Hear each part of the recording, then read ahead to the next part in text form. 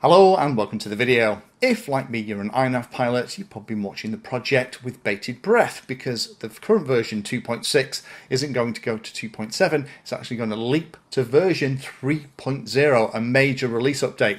There's an awful lot of very cool stuff coming in INAV 3.0 for both quad or multi-rotor pilots and fixed-wing pilots as well. Now, I managed to get some time with my buddy Pavel Spakowski. Now, Pavel is one of the lead INAV developers, link down below to his channel, and we had a little chat about some of the top cool things that's coming in version 3.0. Now, if you're interested in following the project and finding out all the things that's going into 3.0, because we're only going to cover a shorter list, then I'll put a link down below to the wiki. You can go and have a look in there and you can see exactly what's going on and how much is going into INAV 3.0, all the things that are being fixed, added, tweaked and changed to give us this new major release. So, enough of me banging on, let me hand over to the Skype chat with Pavel. Links down below to each of the questions we're going to cover, so if you have something in particular you want to watch, you can jump straight to that bit. So, as I mentioned in the introduction, this is Pavel. Say hello, Pavel. Hello, people. So, for those of you that are not following Pavel that like INAV, where have you been? You need to be following Pavel's channel. I'll put a link down below. Pavel is one of the developers and I've been a mate of mine for a couple of years now. And the reason that we're kind of here today is that Pavel's been kind of keeping me up to date with what's been going on with INAV. As I mentioned in the intro, it's a tradition. It is a tradition. It is becoming a tradition, isn't it? That you and Yes. I have a chat. Yeah, it's kind of, you know, you heard it here first kind of thing. But in the wiki, the link that I talked about in the introduction, the idea with this is what Pavel and I are going to do is pull probably about 10 things out of the stuff that is coming in 3.0 and talk about them in a little bit more depth to kind of show you some of the really cool stuff that's coming. Again, this isn't a complete list. It's not meant to be a complete list. If you want to see the complete list of all the cool stuff that's going on, have a look in the wiki, have a look in the milestone, and look at all the cool stuff that's already been closed and is working out to be closed. But I've got two quick questions before we jump into the list. One is, what happened to 2.7? Because we've gone from 2.6. Whoop. No, we just decided to drop it because there are so many changes in the next release of the INAV. So, like keeping this minor milestone. No, we are going big time. So 3.0. Right, and so that's the only reason. Okay, so it's more that there was so much change. It's a major release, not a minor one. Yes, definitely a major release. Previously, we did that when we introduced a new flexible mixer. Yeah, 2.0. Yes, and now with all the changes, especially for the fixed wing pilots, we think that it really deserves the special version like 3.0 because 3 is better than 2. Fantastic. Yeah, so if you're a fixed-wing pilot, stay tuned because you're going to love some of this. And the last one is, any idea when 3.0 will be out? Looking at it right now, we're kind of 84% complete. There's still 31 things open that's currently been worked on. Is there any kind of ETA, or is it going to be out when it's ready? The ETA is this quarter. So in the perfect condition, we would like to release somewhere in June. Because the previous major release was in December, so this one in June, this kind of makes sense, and this probably means that maybe we will release the release candidate during May. But don't really like... Right, don't bet on it. Yes, don't bet on it. This might happen, this might be delayed, but the goal is to have at least the release candidate in May or June. Fantastic. That's great stuff. Right. Okay. So with that all said, let's get into the list. So the first big thing we want to talk about is the fact that MAVLink version 2 and RC control over MAVLink, which we haven't had before. So this has been around in other flight control softwares. Apparently they exist, but why would you not be using INAV? But MAVLink, as well as being a telemetry protocol, also has the ability to embed radio control things, and that's how things like if you're using something like Ardu Pilot, you can actually have a ground station and you can control the vehicle from that ground station as well as all the telemetry come down, so you can have like a joystick attached and stuff. So this is actually quite a big deal, Pavel, to add RC control. What was the reason for this? That was requested, exactly like you said, by some people who are using those ground stations, which usually work only with the MAVLink protocol, to be able to fly their airplanes with the setup they have. That's basically the only reason why this was added. And the update to the MAVLink 2 was just like natural step to do it. But still, please do remember that this is still a subset of MAVLink, and this is still a telemetry MAVLink. If not counting RC-over-MAVLink, you cannot configure INAV using MAVLink. You can only get the telemetry data to your ground station with the MAVLink protocol. Fantastic. This might be something that we circle around to have a play with. I've done a lot with MAVLink with RD Pilot, and that ability to have a ground station is kind of interesting. It might mean that we see INAV in more professional rigs where they have those kind of ground stations for control and monitoring and stuff as well. Next one, quad pilots are going to love this, turtle mode. We get turtle mode. Yes, we've been waiting for the turtle mode for a very, very long time. And the reason we were waiting for the turtle mode is that INAV never implemented something called DSHOT commands. Luckily, there was an external developer kernel machine. I think, yes, that was, I think, kernel machine, who first implemented the whole infrastructure that unblocked us with the turtle mode and also added the DSHOT beeper, something that also was missing from INAV. And now you can just have, not only your quad will do flip, but also the motors will beep when you want them to beep. So yes, that was something that was really like missing for all the quad pilots, definitely. Fantastic. And I'm very pleased to have that, because with smaller quads in particular, that you don't have some kind of beeper on. Anything that isn't perfectly mown grass, these little quads just disappear. So being able to kind of hear where it is just worth its weight in gold. Yes. And on those small builds, it's even super hard to put the beeper inside because there's just no space. And again, a shout out while we're making this video. Lots and lots of people at the moment are building these beautiful Explorers with the lithium ion and GPS on the back and stuff. And I keep getting them in. I keep doing reviews on them, and they are Betaflight quads. Please make an INAV version. Stick a compass on it. It actually means that it'll return to home and it'll land. Right, so Yes.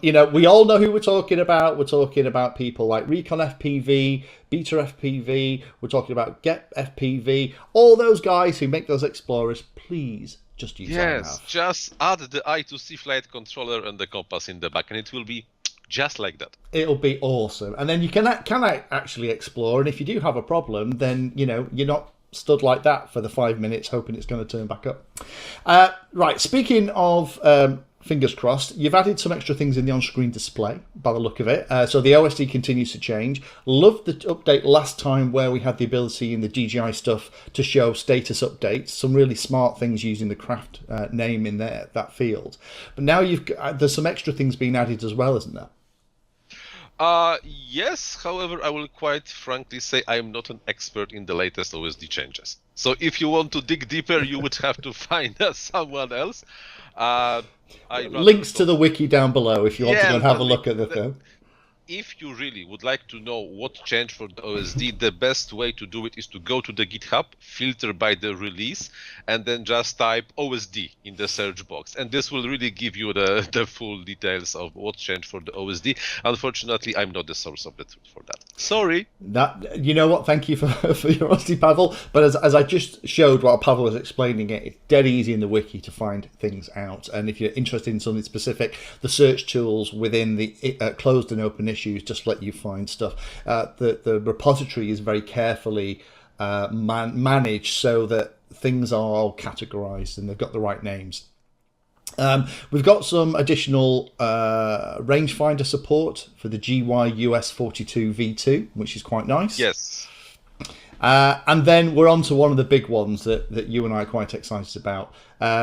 D-term for airplane controller. Now this it's back. Now this might sound a little bit weird because D-term, we all talked about the fact that D-term was a terrible idea for planes ages ago, and that feed forward was what you needed. And so we've had PIF controllers, PIFF, in INAV for a couple of years now, and they've been working really well. So it's interesting to see derivative pop back up when we're talking about fixed wing. So what's that about? That's a good question, Lee. No.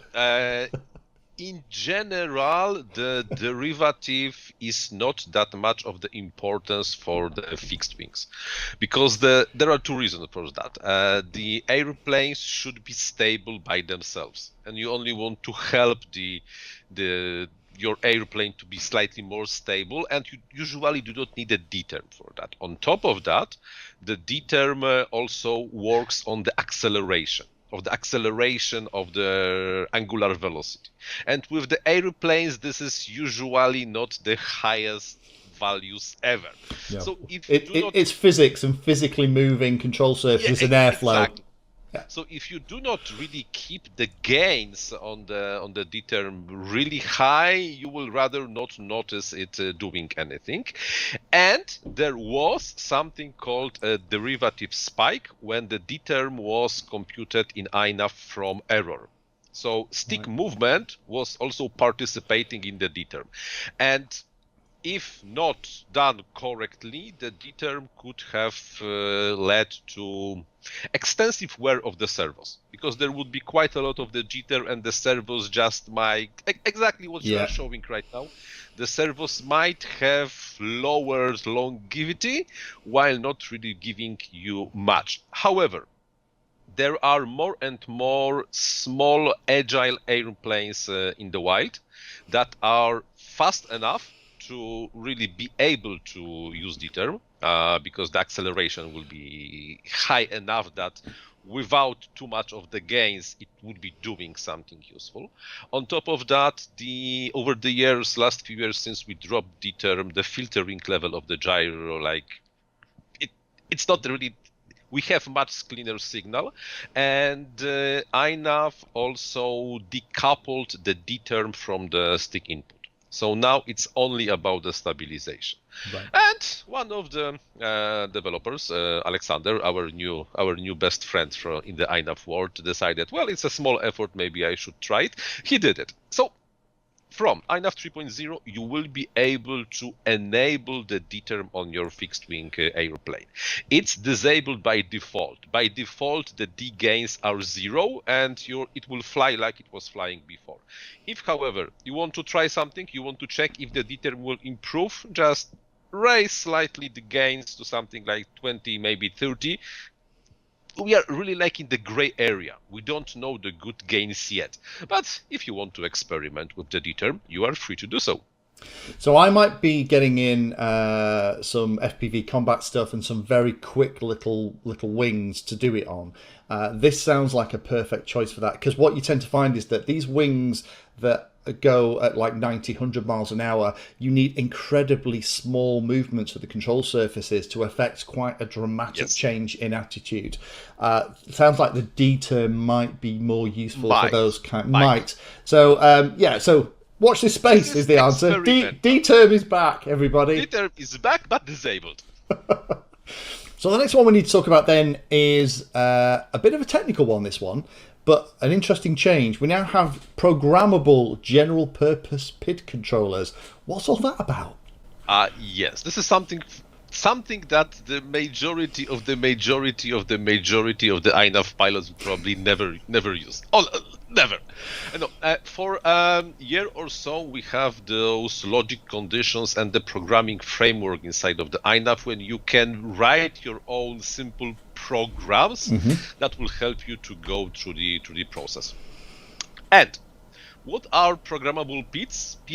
PIDs, they are just PID controllers that you can use for whatever you want, however you want, that integrate with the programming framework. The most obvious, let's say, usage for something like that is the airplane speed control. You can, if you want to, using the programmable PIDs, inject your throttle value computed by the programmable PID based on the throttle position and the, for example, ground speed to somehow override the speed of the airplane. VTOL, no, I'm sorry, but no, the problem with the VTOL is something completely different, and let's not talk about the VTOLs today. Okay, right. What are PID controllers? They are just the PID controllers that you can fed with any value that is already available inside of the programming framework. Speeds, altitudes, courses, rotation, speed, anything that is accessible everywhere. Compare it with some kind of the set point and get the value and inject this to servo, motor, I don't know, whatever kind of the output you feel like. Okay. Speed control is one of the ideas. If you, for example, want to have a servo that always points north, you can do it. Of course, if you know where north is, where the servo is pointing. I'm fully aware that, like I mentioned in the beginning of this segment, that majority of people will never use it. But maybe someone will. Who knows? You never know, Pavel. These things you never know, because somebody out there will be watching this going, oh, I have a cunning plan.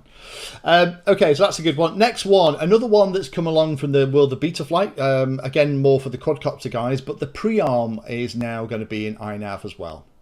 Yes. As long story short, if you configure Prearm, you have to enable Prearm to be able to arm. That's nothing to add, really. That's it. Next one is quite a big one. This is one I'm excited about. We have the Autotune for fixed wing has been okay, and it has worked all right. It can sometimes get a little bit confused on some of the smaller models and things, but there's a new improved fixed wing Autotune. Can we talk a little bit about that, because this is quite a big one for me and for you, I think. This is a big one, and that if you use it, you will be probably surprised what your aeroplane can do in the air. Because the new improved Autotune not only has a slightly different algorithm for computing your feed-forward rates and I gains and P gains on the aeroplane, but also the new Autotune can tune your rates. Right now, with the current setups of INAV, you have to first tell the INAV how fast your aeroplane will be rotating on roll and pitch. With the new Autotune, you just take off, start doing crazy stuff in the air exactly, and not only INAV will figure out how fast your airplane can physically rotate with the current servo throws, but also which PIFF, no D, gains it should set up to get to those values in the not the best, but probably good enough way. However, there is a catch. There is a catch that the new Autotune, when enabled the rate tuning, is not compatible with the angle mode. I know. Okay. During the tuning phase. Not in the flight, but during the tuning phase. Right. The new Autotune will not correctly figure out the rates if the angle mode is enabled. Because in the angle mode, your stick position is not really influencing very much the rotation speed. It only influences the inclination angle. And most probably your model will never really reach the target velocity. So what will Autotune do? It will tune your rates to match your angle mode. And then if you switch back to acro, it will just not work like expected. So yes, it gives much better results. However, you will basically have to use the new Autotune in the acro mode, not in the angle mode. Fab. Okay, I think that's probably going to warrant a video on its own when 3.0 comes out to kind of go through that. But so lots of really cool stuff, I'm excited that Autotune is getting a little bit of a tune-up of its own. Again, going back to flight performance improvements, going on from that, we also now have improvements with airplanes with rudder, because rudder was almost like a second, something it didn't really think about a lot, which with so many wings with INAV, it doesn't really matter. Yes. But there's more people using planes that have rudders, so it plays with those a lot better, doesn't it now? Yes, the problem, or rather a challenge, was that when you were... Sorry for all the air quotes, everybody, but this is just... the standard chat. When you were doing a turn, just bank and yank turn with the rudder-equipped plane, Your controller was not aware that you really wanted to make a turn. So what was rudder doing? It was counteracting the banking aspect of the turn. Right now, in INAV 3.0, when you will bank the airplane enough, the rudder basically gets disabled.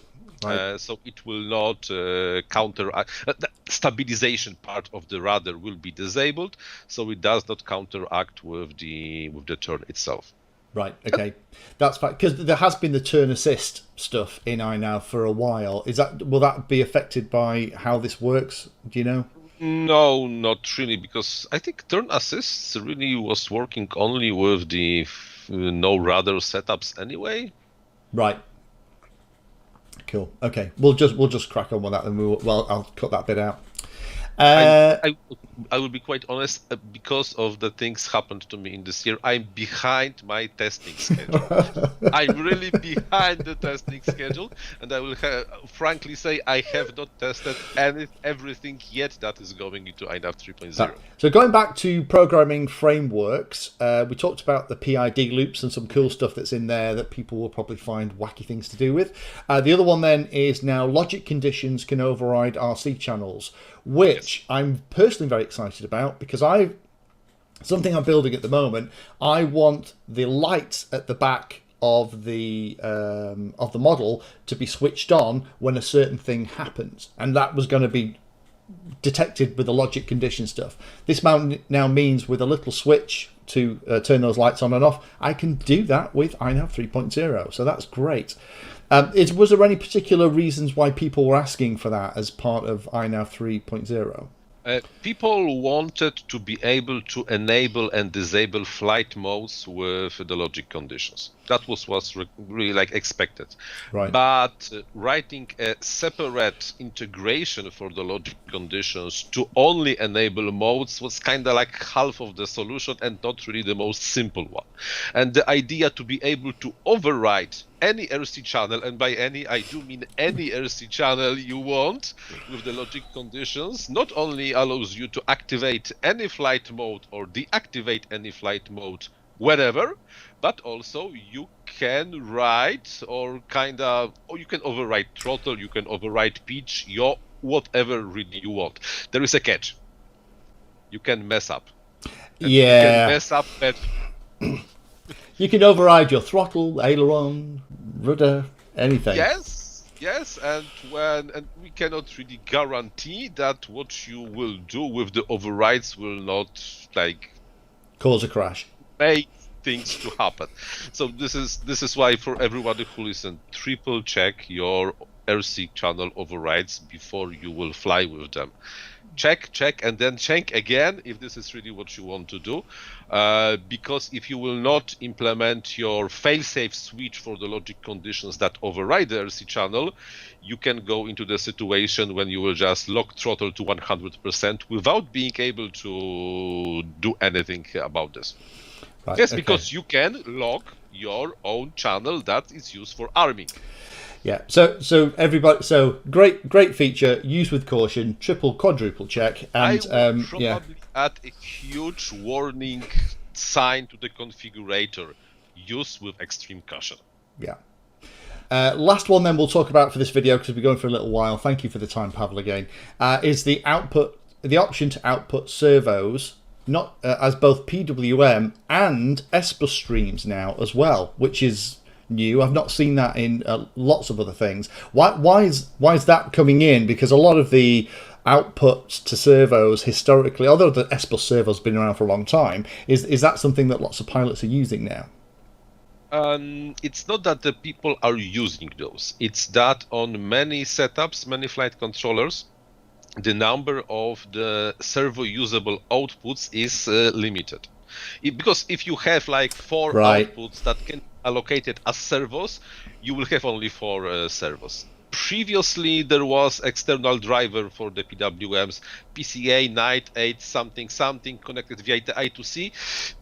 Okay, it was giving you 16 servos, but it was not really what you wanted. Now, you will be able to output the servos to the servos you want, and also the same output on the SBUS stream that then you can connect to SBUS servos, which are pricey, I know, but nothing is, for example, nothing prohibits you into using an external SBUS to PWM converter or a secondary flight controller doing that aspect to have support for full 16 servos with INAV.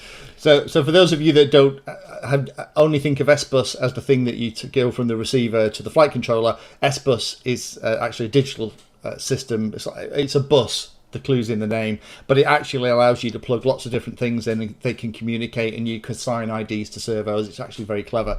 Now INAV supports it. Now again, the stuff that we've gone through today, and thank you again, Pavel, for your time, is the highlights of what is coming in 3.0. Things may change, things may get added, things may get removed.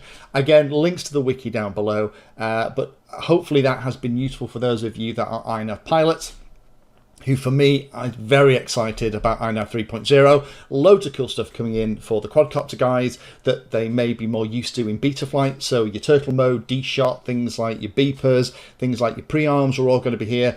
But for the fixed wing pilots, there is an awful lot of really cool stuff. Yeah, all we have to do now is just patiently wait. Don't forget, if you're using INAV, there's also the ability to donate using the INAV configurator and via links and places like the INAV wiki. If you're using the technology and you like it and you're getting benefit out of it and it gives you a big smile, it costs you nothing. Stick the developers a couple of bucks. It just helps pay these guys for the time and effort they put in, because guess what? They don't get paid for it and they don't charge anyone for it. And without them, we wouldn't have this project and we wouldn't have this amount of fun. So thank you again for watching. Thank you, Pavel. And yeah, stay tuned. Who knows? We might be able to get one of these done when 3.0 comes out and we'll actually see what changed. If you really want to, you can try it right now. I will, after the recording is over, I will send a link when you can download INAV 3.0 already.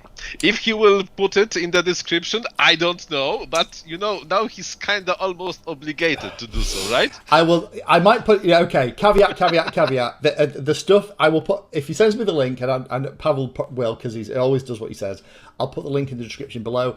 Caveat. This is beta software. This is stuff that's still in production. There may be bugs, there may be hiccups. Even beta. It's even less than beta. Oh gosh.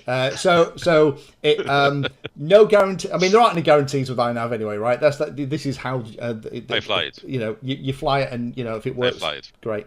But just be careful, but just be aware of all these little changes, and don't assume that you can just use exactly the same setup that you used in 2.6. Oh, very important. You should not import the settings from 2.6 to 3.0. Yeah. It's kind of been like that for a while, but it's definitely worthwhile mentioning because so many people do that, and then it just all goes horribly wrong. It will probably work. But you will probably lose a lot of the goodies and performance that the new version brings out of itself. Yeah, if you're going to set it up, so I normally, when it's a brand new revision, particularly when it's a major version, I would normally start from scratch and go through the whole thing, the accelerometer calibration, the whole deal, mode setup from step one, do another auto tune. Otherwise, you're not really, like Pavel says, getting all the benefits.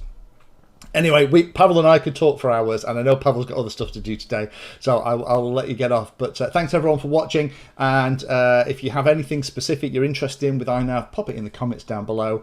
And again, links to Pavel's channel. If you are an INAV pilot and not following Pavel, then you're missing a trick. Thanks again.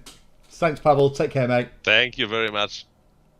Thank you for spending your time today watching that video. You can find me in all the usual places on social media, and if you're trying to learn about a subject, then check out the playlist. All of my videos are organized into easy to follow playlists that if you're trying to learn a topic will take you from the basics right the way through to some pretty advanced stuff.